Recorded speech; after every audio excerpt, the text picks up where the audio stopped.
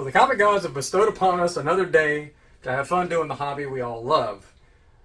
And this is no different for me because CGC sent me a present this morning. Yeah, I got a few books back here, and I think there's about 7, something like that. I don't know, lucky number. I don't know why I send 7, but we'll talk about that in another video. But yeah, so let's go ahead and get these unboxed and take a look at what we got today.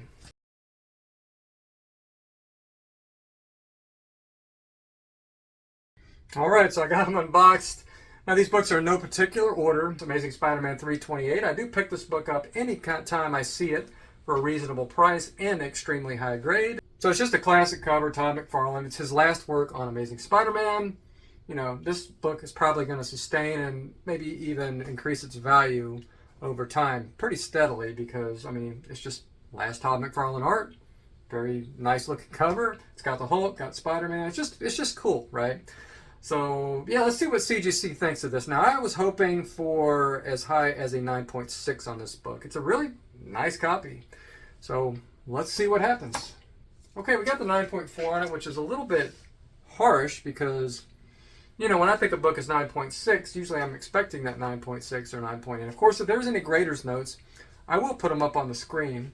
But this is the first time this has happened in a while where a grade comes back. So, I mean, it's bound to happen. So I'm sure there's something on this book that turned this grader off. I mean, looking at it from here, I mean, this just looks like a 9.8 or 9.6 to me. But, you know, we'll check that out. Sometimes a grader, it is subjective. We will disagree on a book. And as long as they're not all like this, but we'll see. There are harsh graders out there, and I've experienced it a little bit with CGC. So, yeah. Got Web of Spider-Man 97 newsstand, first appearance of Dr. Kevin Trench, which becomes Nightwatch. And yeah, nothing else to say. I've featured this book before. I don't know. I think I might have a 9.8 of this already, but yeah, I have a couple 9.8s of this already, but I do not have a newsstand 9.8. This one is probably not a 9.8. In fact, my grading tool says this is a 9.0. So let's see what CGC thinks. Okay, now that's the opposite direction. I thought it was 9.0. The grader thinks it's 9.4, so he's on a 9.4 kick. Yeah, I mean, it looks nice. I'm sure there's some reason I gave it as low as a 9.0. There's some major defect. Yeah, there's a big crease right here along the spine. And I thought that capped us at 9.0. It's pretty significant. I mean, it's a good, not a ½ inch, but more than a ¼ inch long crease in that spine.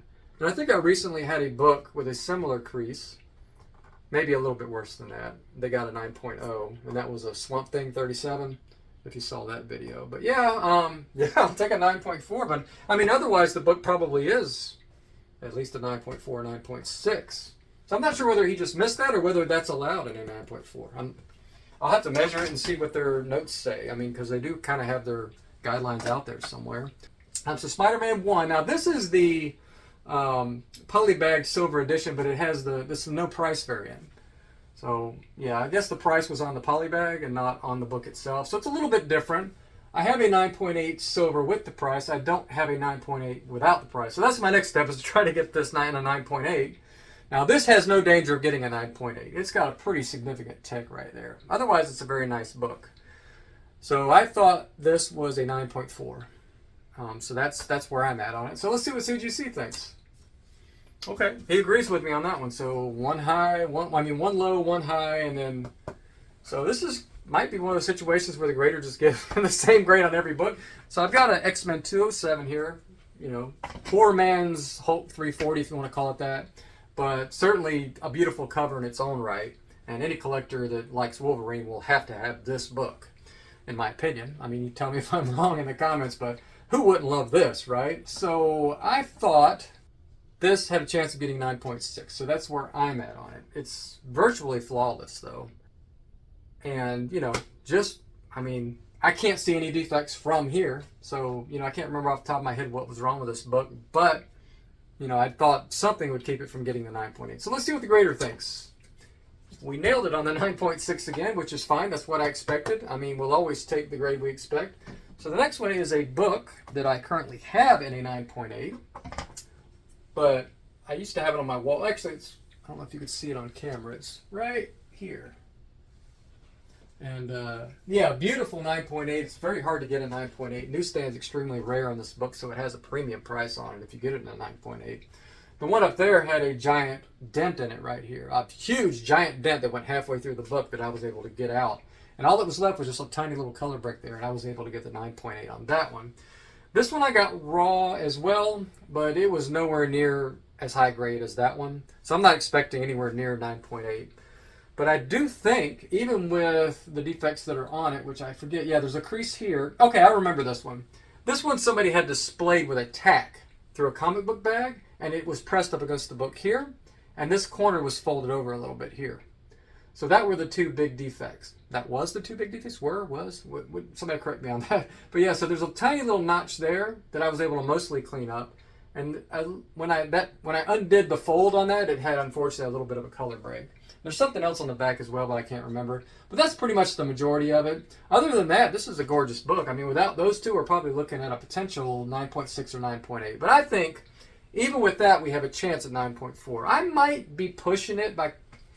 This was a little bit of gray area for me. So I'm curious to see. This could be anywhere between 9.0 and 9.4. But I thought I was able to squeak out a 9.4 on this. But yeah, let's see what CGC thinks. Okay, right in the middle. 9.2. I'm happy with the 9.2 because, you know, I was kind of on the border there with the grading tool. So it looks like the grader is right on par, pretty close to what my grading tool is. And usually they're a little, you know, looser than my tool, which is fine. I mean, he's just grading books like I grade books, which is perfectly acceptable. Some people are a little bit more conservative.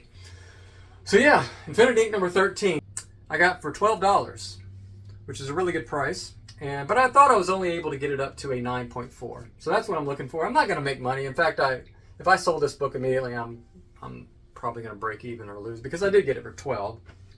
I think at a 9.4, it's probably worth 40 bucks. I really don't know. So I'm not doing it for the money, obviously. I'm doing it for the practice. So let's see what CGC thinks. Okay, 9.6. Yeah, I think this book has to be 9.8 for it to be worth anything, which is because there's a lot of these available out there in high grade. But I'll certainly love and take the 9.6. I'll gladly take that, especially since I was thinking 9.4 on that book. So we have a couple more. Actually, one more. Did I count? Did I do that right? Yeah, last one. I thought I had a couple more. So yeah, this is number 7. Yeah, we're getting right through these today. So yeah, classic book. First, we did the last Todd McFarlane art.